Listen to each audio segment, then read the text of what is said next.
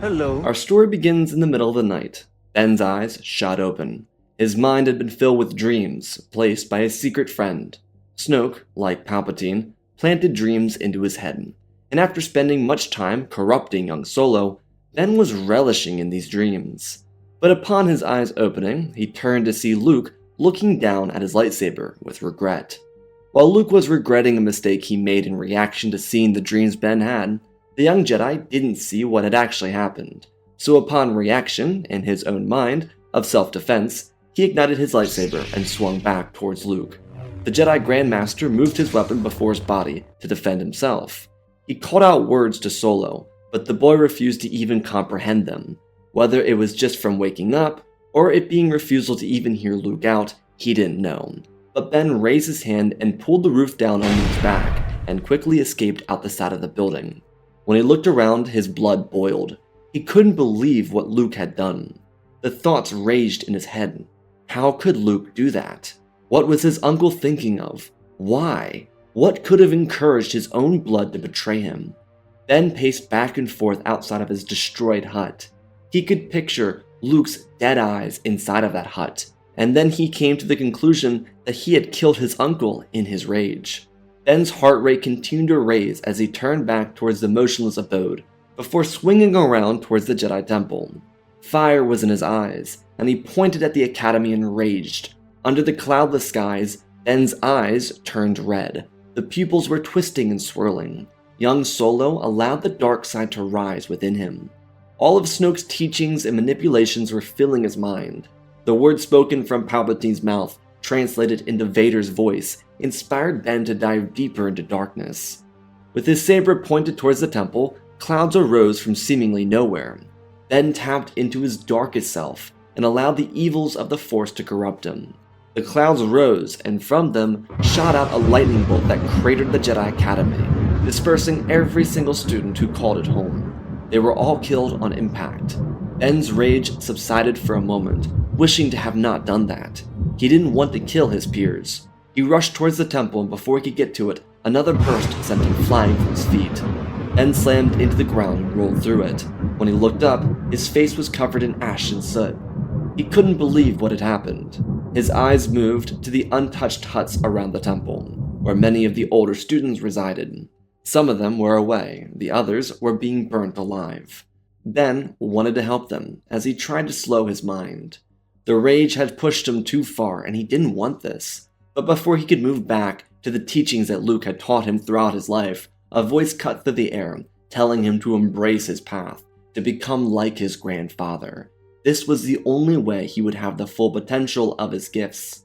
Ben nodded his head, agreeing with whoever had spoken to him. The voice was right.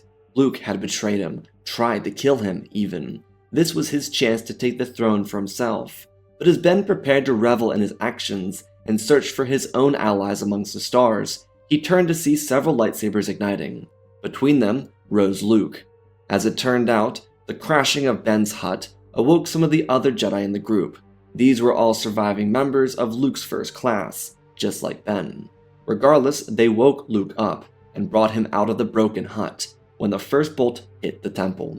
For a short moment, Ben hesitated, but that voice, still ringing in his head, pushed him further. He ignited his own lightsaber and told the others that their master had tried to execute him in his sleep.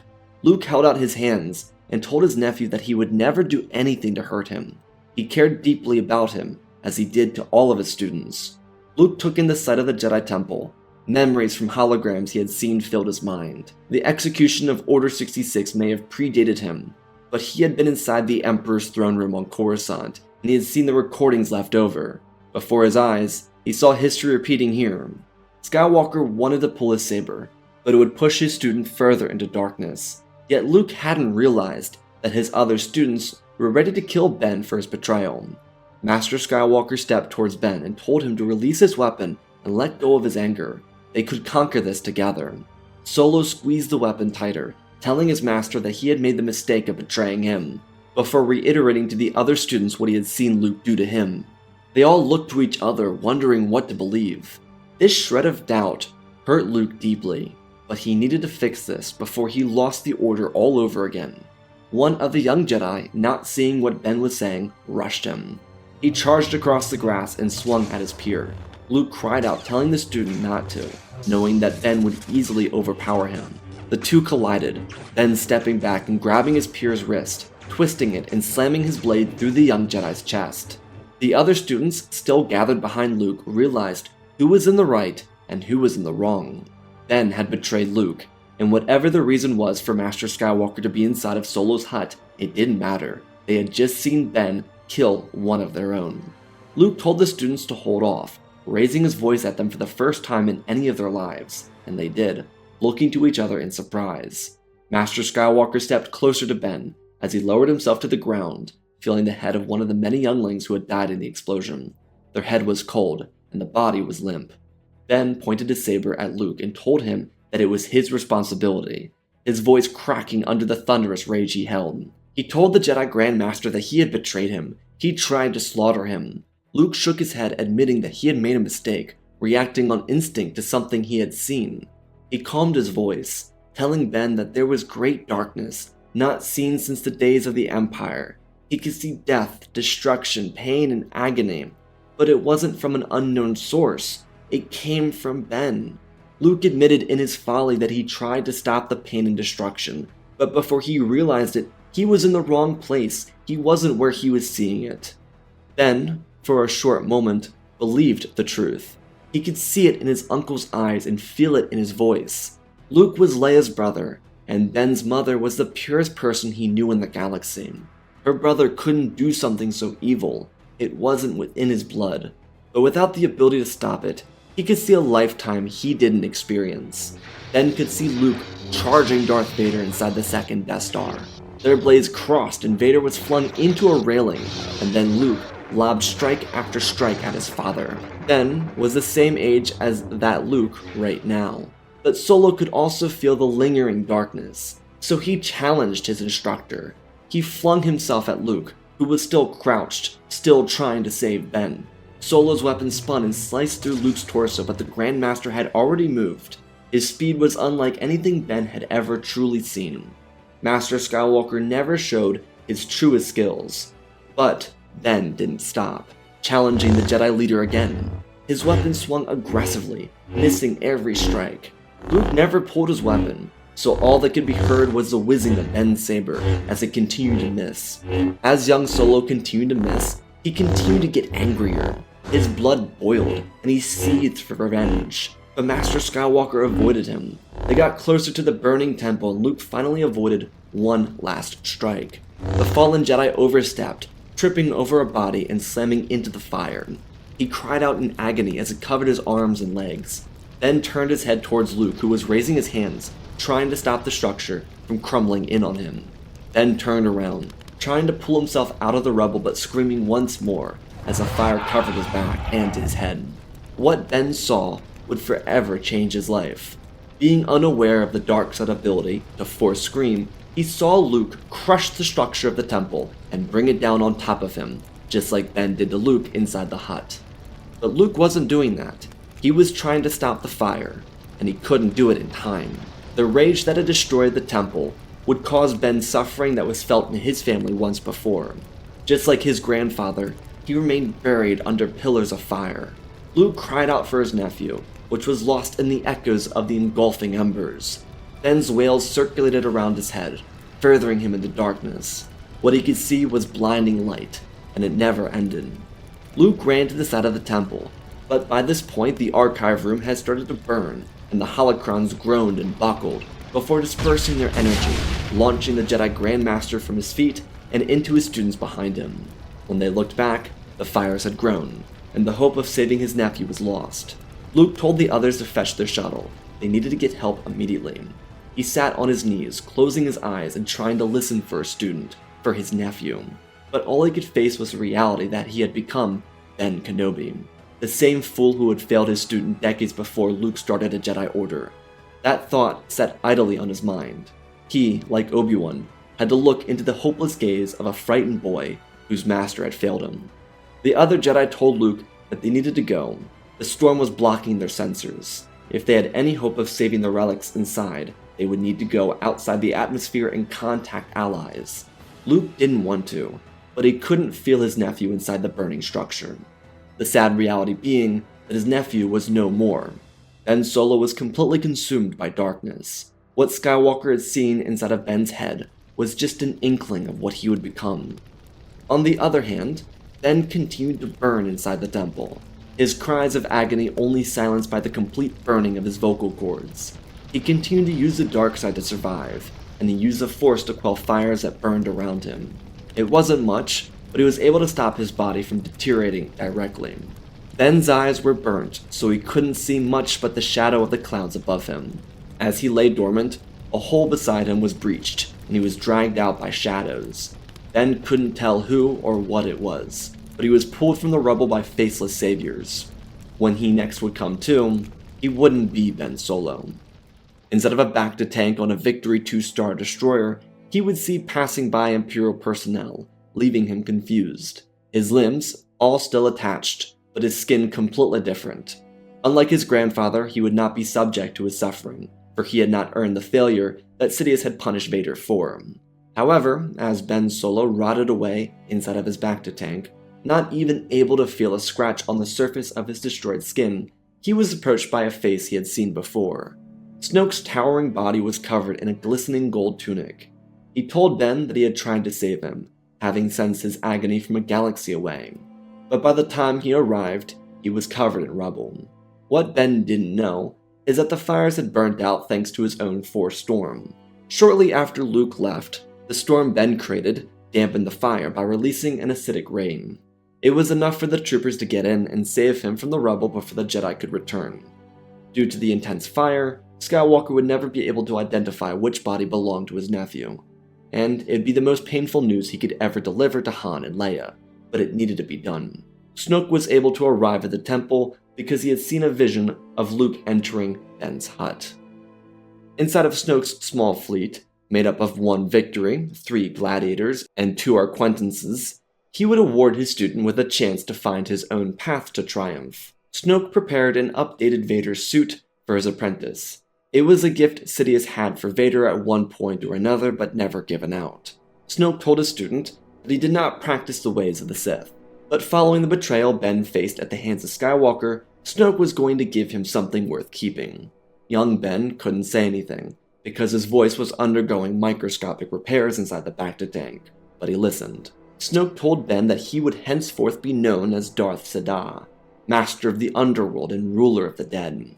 This name represented what Snoke believed Ben would become, and his young pupil had one advantage that would not hold him back.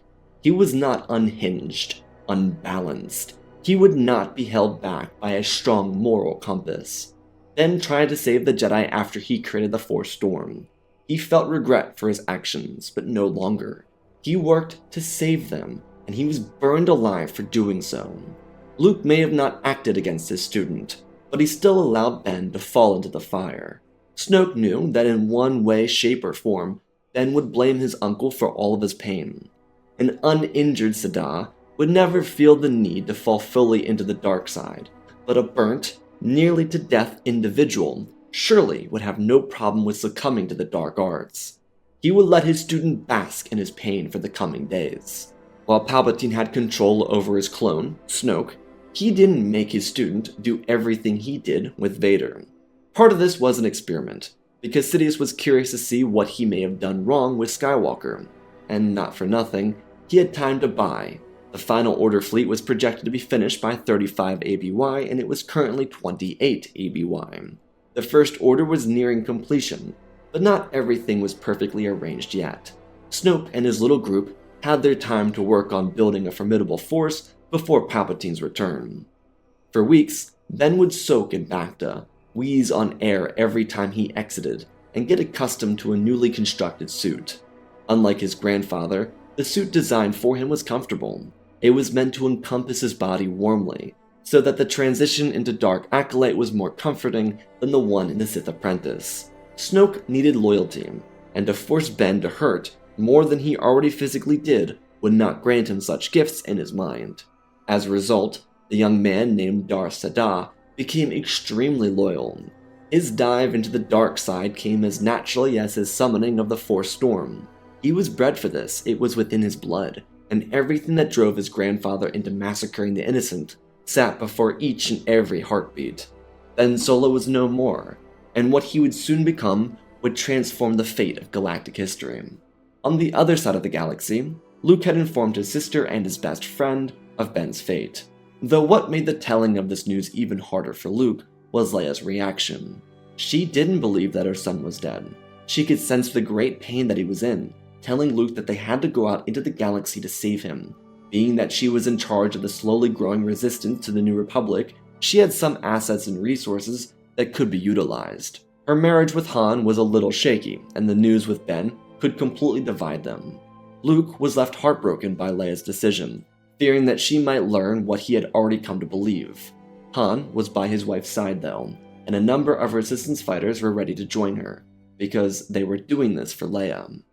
Months would go by without any contact from Ben Solo. The young apprentice to Snoke was no longer a part of the light.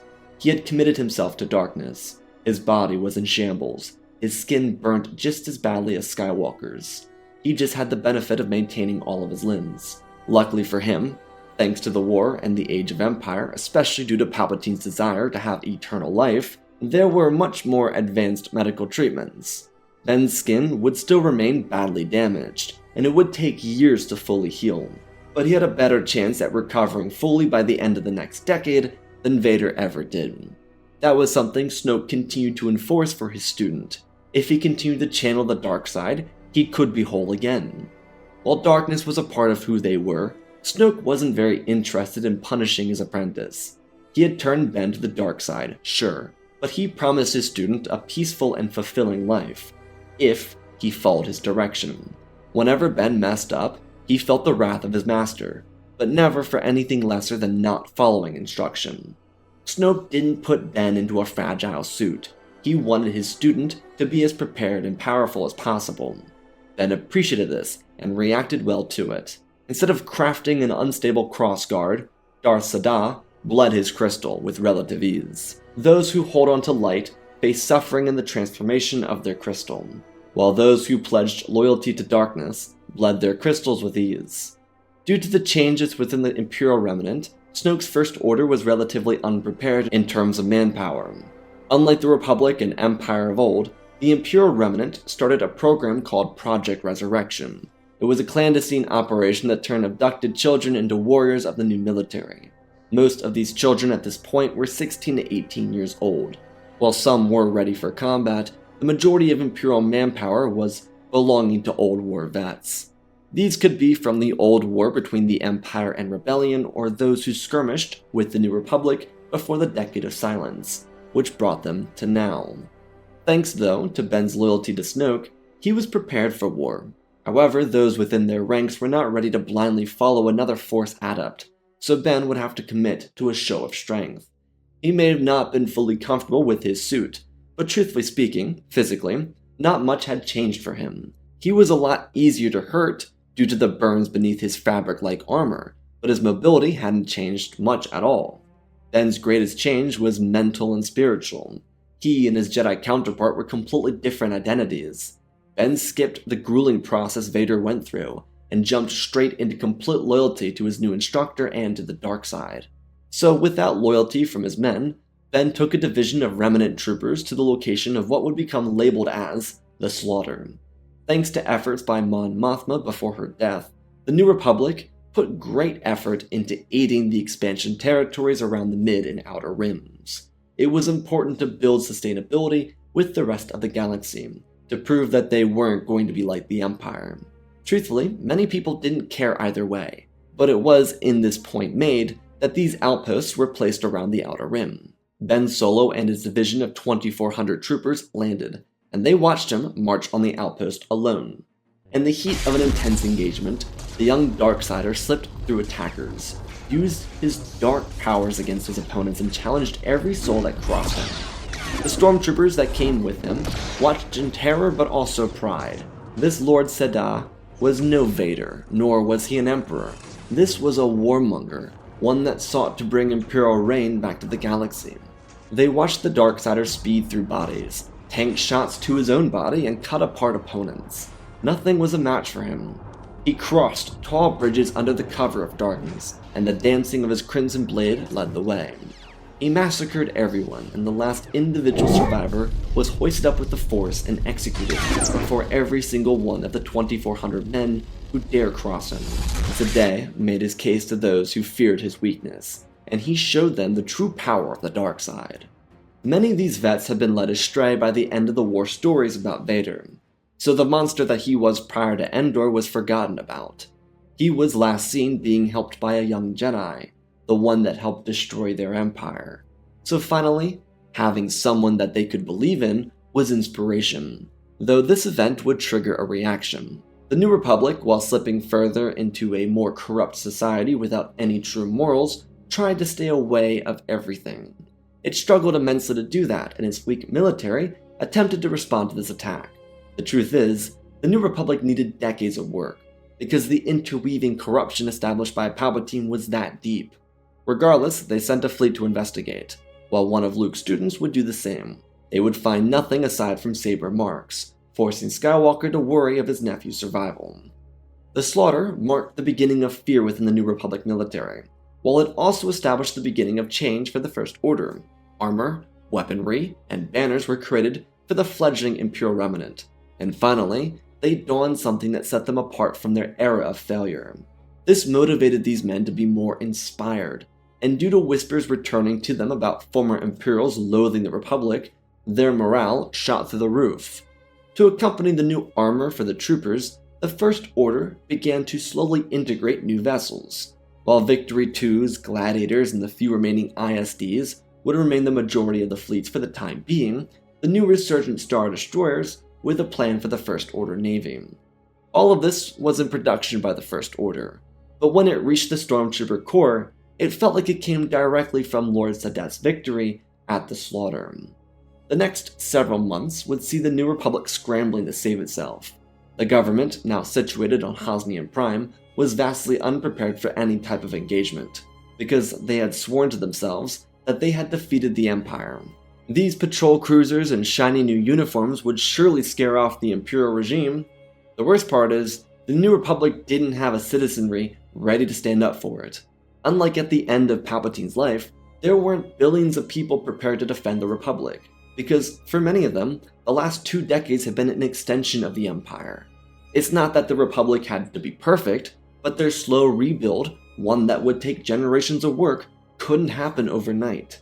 Their unpreparedness now cost them greatly, and citizens across the Republic prepared to potentially welcome back the Empire. The inverse of internal collapse was external assault.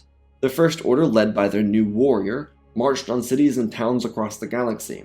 Without a hint of hesitation, the First Order, which was still quite small compared to the New Republic, exposed itself to the galaxy.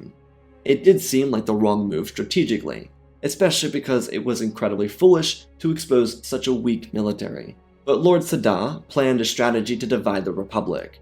They made every attack seem as if it came directly from the Outer Rim.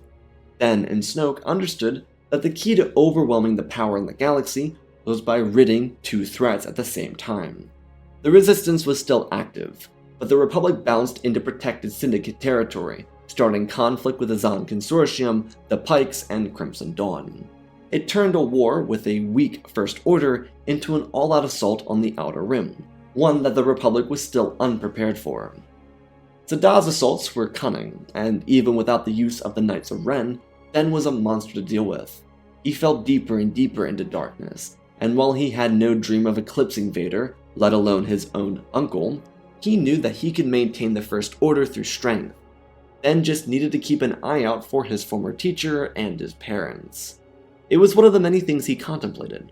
Ben never struggled with the light, but he thought of its ideals, and those who meant something to him when he shared their same position within the Force.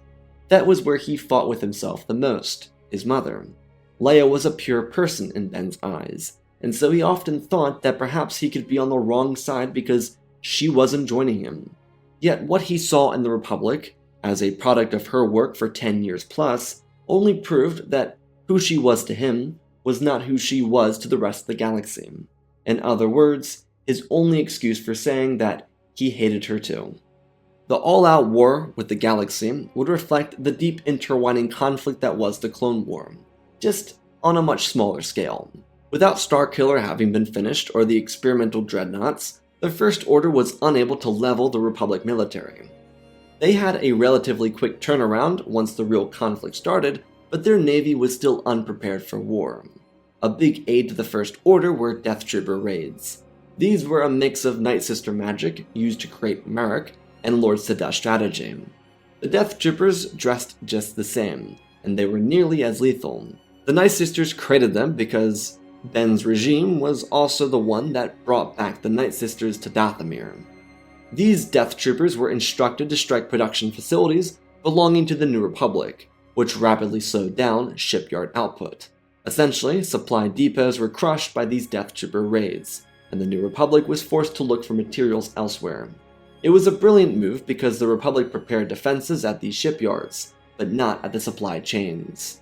What slowly became a revealing piece of the war was how influential the Empire once was. Instead of going straight for the throat with detonating an entire system of planets with billions of lives, the First Order seemed more appealing by attacking with real assaults. Ben was a ferocious fighter, but he spared citizens per Snoke's request. They weren't being merciful for the sake of it, just turning the tides into their favor. For the young Darksider, who was slowly getting older by the day, he felt more connected to Vader than ever before. He still would of course communicate with his grandfather through the helmet of Vader. It was something that brought him profound comfort. He was just a vessel of darkness, and the First Order thrived behind his lead. The slow collapse of the New Republic started following a failed defense of Ryloth. There was a fleet station there that got ganged up on by the Aligned Rim, which was just the remaining syndicates rallying together. It was an all-out assault that crippled morale within the Republic military. Even more ironic, the double-sided war continued to lead Luke, Han, and Leia away from their fallen family member. It was also due to faulty data from Resistance scouts, but they also couldn't get close to Ben. He mind-tricked one of their spies, who found him, into leading them down a completely different route at the northern hemisphere of the galactic map. They were led to Megiddo, and then Dantooine, and then somewhere else. Ben didn't really care, but they were out of his hair. It was ironic, because in the way that Vader obsessed over finding every Jedi and killing Kenobi, Lord Sadada wasn't concerned with any of them. In a way, he feared facing Luke because he was more powerful, but he also wasn't interested in the slightest. He mentally prepared himself for an if encounter, but he was more focused on the bigger picture. Ben wanted to be a victor, not a chaser. If they found him, then so be it. He'd be prepared. Across the New Republic, riots started to take place. The inflated government started to crumble with secession movements starting to grow.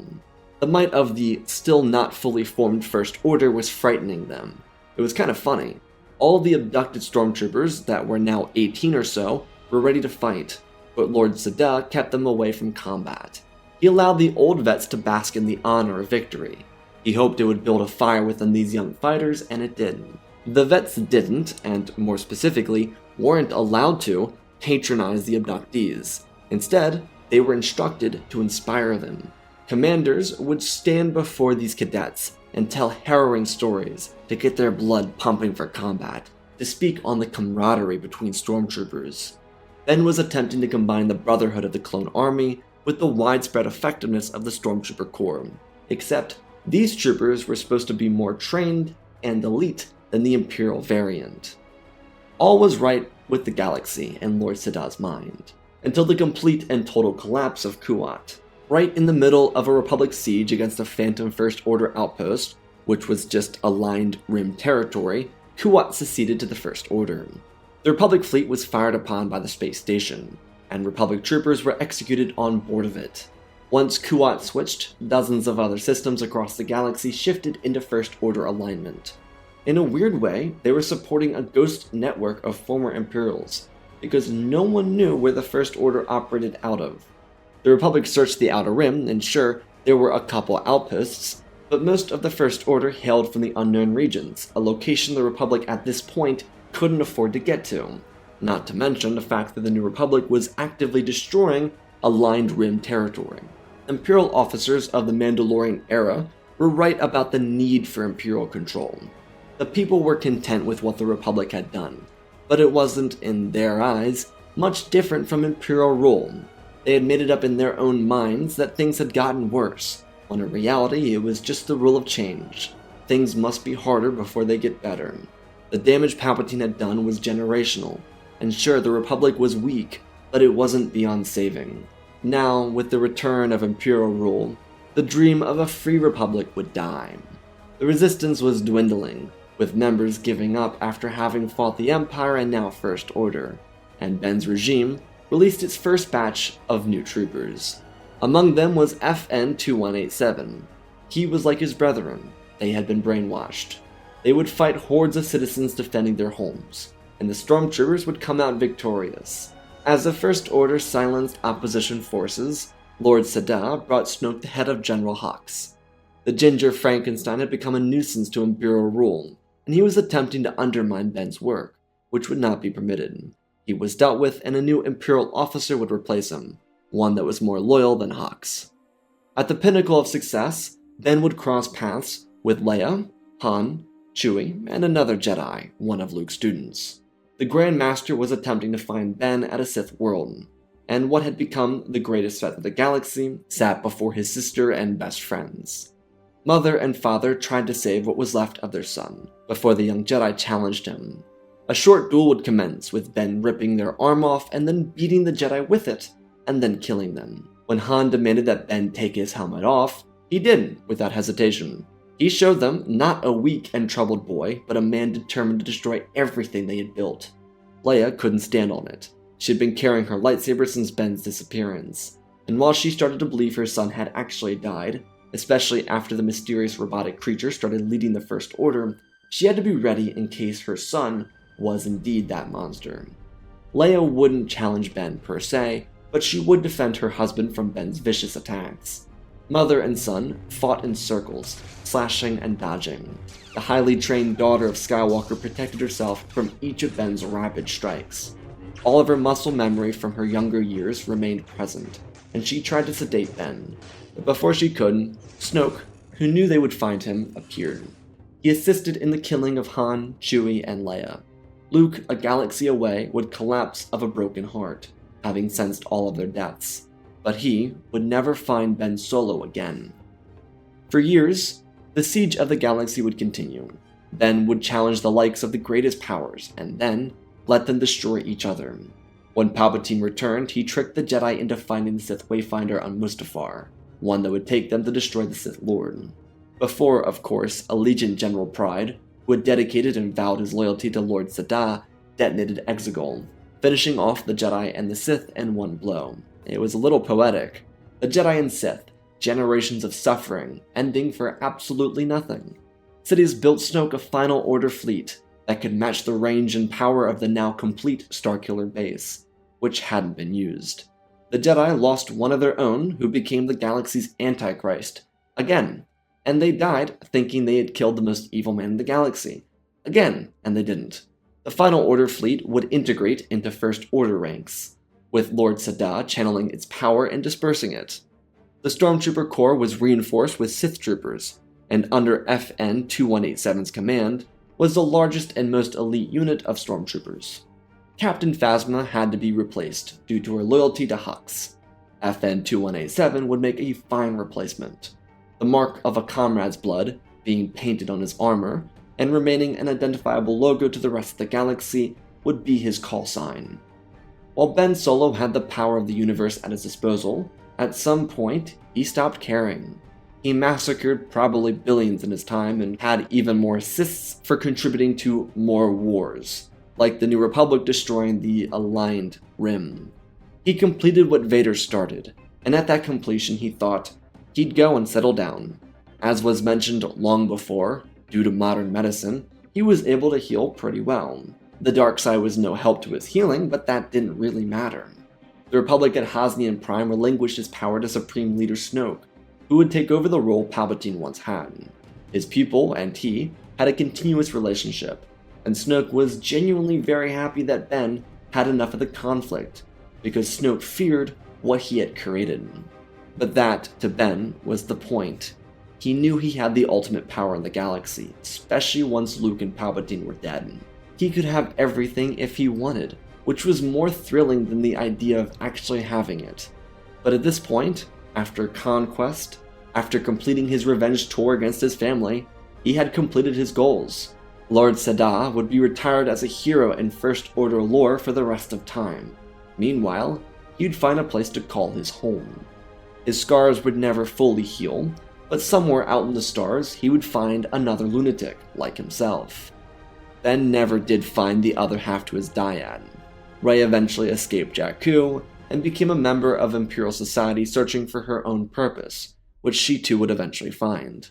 Ben would just marry a psychotic woman, one who did a little, just a little, drawing and quartering on her late husband.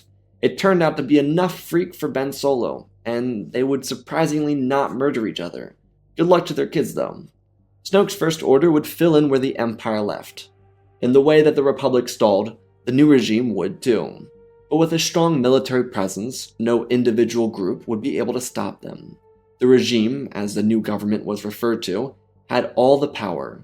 The only hope for change within this generation was the Ben Solo, who was happily playing Tatooine roulette with his partner on weekdays. He couldn't care less, his job was done, and just knowing that Snoke feared him was enough to keep him happy.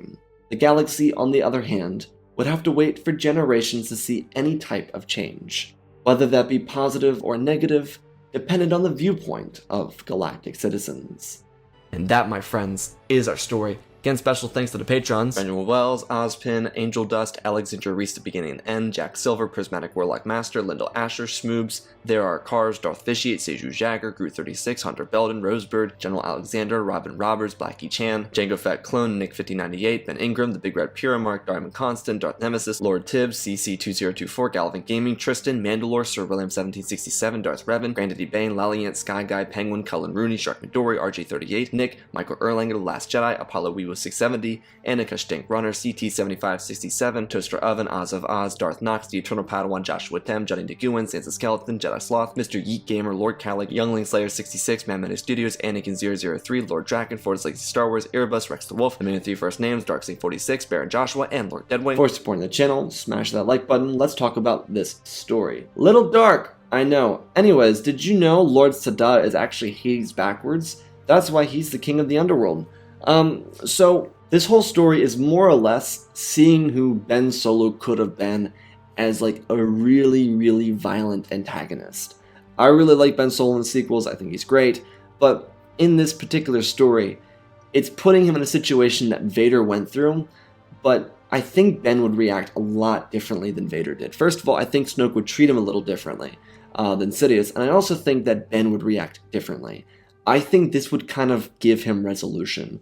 Ben in the sequels doesn't have his resolution. That's why he taunts Rey and loses on Starkiller. That's why he's very broken after he kills Han Solo, and why killing Han eventually leads to his redemption, because he never finds resolution in the dark side. And this Rey here, him going through that physical anguish, gives him something to lock onto, to latch onto, to kind of feel, to draw in as he stays in the dark side. As for the First Order, much like Alderaan, I think destroying Hosnian Prime kind of destroyed any of their support.